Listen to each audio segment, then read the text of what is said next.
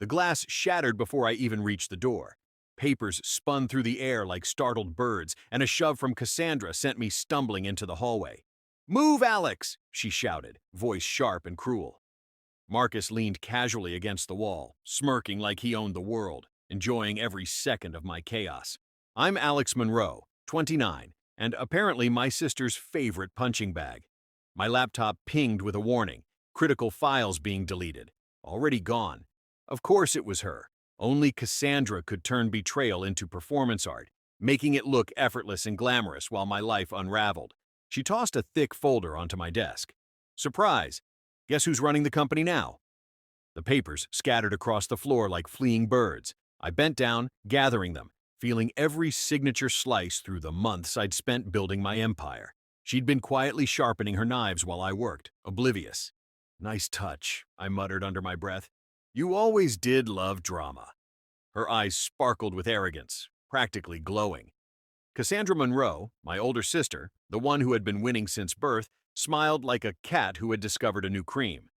I straightened, clutching the folder. "You're really proud of this, huh?" "Proud? Oh, honey, I'm delighted," she said, tossing her hair. "Trusting you was my first mistake. Letting you think you were untouchable? That was your second." I gritted my teeth. "We'll see who's untouchable in a minute." Jordan, my assistant and the only person I trusted in this storm, appeared in the doorway, laptop in hand.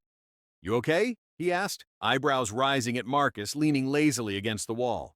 "Just peachy," I said, voice dripping sarcasm. "My sister just declared war and Marcus here is enjoying the show." Jordan smirked. "At least it's not boring. Among the scattered contracts, I found a photo, our childhood invention, the prototype we built in the garage fueled by late-night pizza and stubborn determination. Cassandra had patented it secretly and sold it for a fortune. Personal betrayal stung sharper than any corporate knife. "Play to win, Alex," Cassandra said. "Something you clearly never learned." I smiled thinly. "Then you'll love my next move." By evening, Jordan and I had retreated to a safe house, far from Cassandra's cameras and spies. "We need a plan," Jordan said, fingers flying across his laptop. "We can't just storm in there. She's covered every angle." I leaned back, eyes narrowing. "We don't storm. We wait. We observe. We strike." Jordan rolled his eyes. "Striking from the shadows doesn't sound nearly as fun as smashing glass and shouting." I smirked. "Patience is a weapon. By the time she realizes I'm moving, it'll be too late." The next morning, I returned to the office disguised as an ordinary employee. Cassandra didn't recognize me at first, a minor victory, but one that felt satisfying.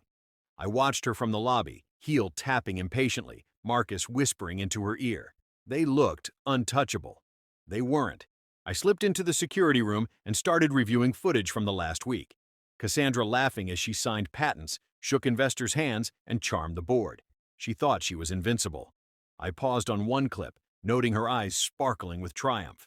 "Checkers, Cassandra. You're playing checkers. I'm playing chess." By noon, I began subtle sabotage. Nothing obvious, just enough to slow her down and make her overconfident. I rerouted emails, switched meeting times, and left cryptic messages to confuse her. Every small act was a sting, a reminder that the prey can bite back. She caught me in the elevator once. "Enjoying your coffee, Alex? Funny seeing you still try to play in my world." I grinned, matching her tone. "Oh, I'm playing all right, just differently. You'll see." Marcus shifted uneasily, sensing tension but unsure of its direction. Cassandra waved him off. "Relax, Marcus. He's harmless. For now." That night, Jordan and I combed through documents, contracts, and emails. Loopholes, missing signatures, overlooked clauses. They were tiny weapons, waiting to be sharpened. "Cassandra's sloppy," I said, tapping the desk. "And sloppy is fun." Jordan laughed. "You're enjoying this too much." I shrugged. There's nothing like watching someone trip over their own hubris. Over the next week, my moves became more daring. I leaked subtle rumors to investors, planted anonymous tips to reporters, and staged accidental office encounters so employees overheard Cassandra's arrogance firsthand. Every minor victory piled on suspense, every small act designed to make her underestimate me further. She celebrated perceived wins, oblivious that each celebration was recorded, logged, and cataloged. Every victory she thought was hers would soon crumble. I watched her from across the boardroom, pretending to sip coffee as she flitted between investors. "Enjoy it while it lasts," I whispered. "Every king falls eventually. Every queen, eventually gets checkmated. By the end of the week, I had laid the groundwork for a chain reaction. Cassandra's arrogance had left tiny cracks in her empire, and I was about to exploit them all. Every email I'd rerouted, every whispered rumor, every staged confrontation was a thread in the web I was weaving. Part 1 closes with me on the rooftop, city lights reflected in my eyes, folder in hand. The wind rattled the papers inside like it knew what was coming. "The game begins," I muttered, letting a slow, controlled smile spread across my face. Cassandra thinks she's untouchable. She hasn't even seen the first move. The office smelled like power and arrogance, and Cassandra was swimming in both. I slipped past the security gates under the guise of an IT consultant, laptop tucked under my arm. Marcus noticed me, eyebrow raised, but said nothing. Cassandra was too busy dictating to an investor, hand gestures sharp enough to slice the air. Jordan whispered through my earpiece, "She's smug. Smug is dangerous." "Dangerous? No. Overconfident," I muttered. "And overconfident has weak spots." First, the digital sabotage. I rerouted her calendar invites, duplicated meeting links, and left subtle discrepancies in emails she'd already sent. Every tiny mistake would make her look careless, eroding the trust she had painstakingly built. Cassandra caught on quickly. "Alex," she said, voice silk over steel. "Is that you in IT?" I smiled, calm, casual. "Just making sure the system works for everyone." Her eyes narrowed, sharp, calculating. "Funny, you always did like to watch the chaos. And you always liked to start it," I replied, letting the words hang like a warning. Next, I focused on her allies. Employees who had whispered loyalty to her now became subtle pawns in my game. Anonymous tips, well-timed leaks, and staged accidental encounters painted Cassandra as reckless. Investors who once hung on her every word began to question her judgment. She didn't notice, not yet. One morning I watched as she berated an employee for a minor mistake. The room froze. I stepped in, casually sipping coffee. "Maybe calm down. We don't want everyone panicking," I said lightly, the words sharp enough to sting without appearing confrontational. Cassandra blinked, caught off guard. I know what I'm doing," she said, teeth clenched. I grinned. "Sure you do." Marcus shifted beside her, uneasy. I caught his glance. There was hesitation there, ambiguity. Maybe he wasn't entirely on her side. By midweek, the sabotage escalated. Files disappeared only to reappear in the wrong folders. Meeting reminders went to the wrong devices. Small things, seemingly accidental, but cumulatively chaotic. Every misstep was a nail in the coffin of Cassandra's overconfidence. Jordan texted, "This is beautiful." I smirked. "Patience. This is just the appetizer." The real fun began during a boardroom presentation. Cassandra stood at the front, pride swelling as she outlined her master plan. Investors nodded, impressed, unaware that the numbers she flaunted were subtly manipulated. I leaned back, pretending to check emails. "It's almost too easy," I whispered. She made a misstep, casually mentioning a client deal I had secretly sabotaged. Phones buzzed, laptops pinged, alerts flashed, a chain reaction I'd engineered, all from minor tweaks and well-placed misinformation. The boardroom froze. Cassandra's confident smile faltered for a fraction of a second. Victory, small, but satisfying. Outside the office, I met with a key whistleblower, an employee tired of Cassandra's arrogance. Their information added to the pile of evidence I was collecting. Every secret, every slip, every lie would be exposed. Cassandra's web of control was vast, but arrogance had left gaps and I was threading the needle. "Careful," Jordan warned. "One wrong move and she'll know it's you." I shrugged. "Then she'll think it's luck, not strategy. Always the best kind of revenge." By the weekend, the tension inside the office was palpable. Cassandra's hubris made her reckless. I intercepted a call between her and an investor, feeding her misinformation. The investor nodded, excited, unaware they were about to pull the rug from under Cassandra's feet. During a casual lunch, I passed her in the hall. "Enjoy your rain?" I asked casually, tone dripping with sarcasm. She smirked. "I always enjoy winning." "Winning?" I echoed, smirk spreading. "Let's call it temporary occupancy." Her eyes flickered, uncertainty flashing for a heartbeat. Marcus shifted, eyes darting between us. I caught the hesitation and smiled inwardly. My trap was starting to work. The week's climax came during a high-profile client demonstration. Cassandra strutted onto the stage, self-assured and dazzling. The lights, the cameras, the applause, it all screamed dominance. I watched from the shadows, calm, ready. Jordan whispered, She's on top. Are you sure about this? I nodded. Perfect. Timing is everything. The demonstration began. Cassandra activated her presentation, oblivious that I had subtly altered the slides, the financials, and the client reports. Each screen displayed a carefully planted discrepancy, small enough to appear like a typo, large enough to create doubt. Investors frowned. Whispers rippled through the room. Cassandra faltered, trying to regain control. I stepped forward, pretending to adjust a projector. Maybe this version is clearer, I offered, voice casual, deadly. Her glare could have cut steel. What did you— Just helping, I said, voice smooth. Wouldn't want your big day ruined, would we? Marcus's eyes widened. Finally, subtle panic. Cassandra's perfect control began to crumble. By Monday, rumors had begun to spread like wildfire. A key investor pulled back, citing inconsistencies. Employees whispered in hallways. Cassandra's overconfidence had blinded her to the network of misdirection I had built. Jordan leaned against my desk, grinning. You've got her dancing to your tune. I allowed a smirk. She doesn't even know the music yet. Even small victories had a satisfying sting. Emails I'd rerouted caused minor delays in shipments, leaving Cassandra scrambling. A high-profile client questioned a deal she'd already closed. Every misstep reinforced the narrative. She was reckless, she was careless, and the world was beginning to notice. By midweek, I orchestrated a meeting between Cassandra, Marcus, and the board. Everything was meticulously prepared. Evidence of minor errors, miscommunications, and reckless decisions was planted subtly in front of key decision-makers. Cassandra, arrogant as ever, didn't notice the slow tightening of the noose. Marcus hesitated beside her. I caught it. The slightest flicker of doubt. It was enough. My network of small interventions had created cracks in her confidence, and cracks in confidence always widen. The crescendo built quietly. Small miscommunications became bigger, minor delays became major, and whispers became audible doubts. Cassandra's arrogance turned into panic, her overconfidence into frayed nerves. I watched from the shadows, savoring every beat. Jordan leaned over. Are you enjoying this? Enjoying it? I said, voice low and calm.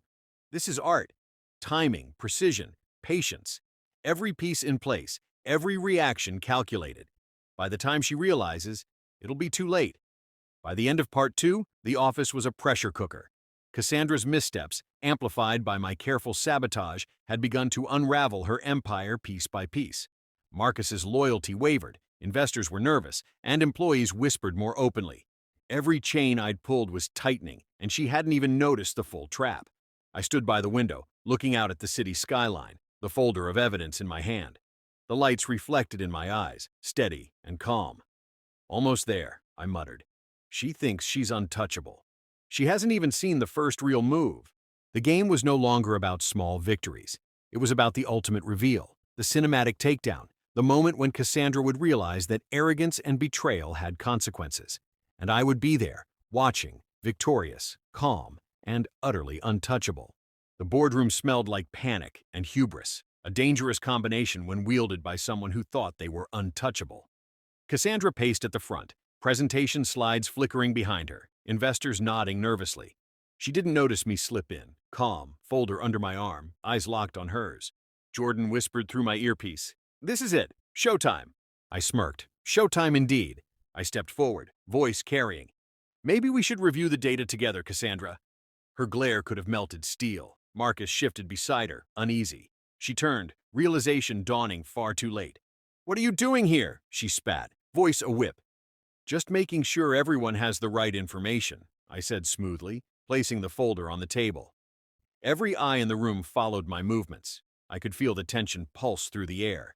Cassandra's confidence faltered. "Alex, this isn't—" "Isn't what?" I interrupted, letting the folder fall open. "It's exactly what it is. Every misstep, every careless signature, every manipulated email. The empire you thought you controlled is riddled with cracks, and I've cataloged everyone." Investors leaned forward. Murmurs rippled through the room. Cassandra's face paled. I clicked the first file on my laptop, projecting spreadsheets onto the big screen. Numbers shifted, emails scrolled, contracts highlighted with mistakes and irregularities. Her well-crafted image of perfection was unraveling in real time. "Impossible," she whispered.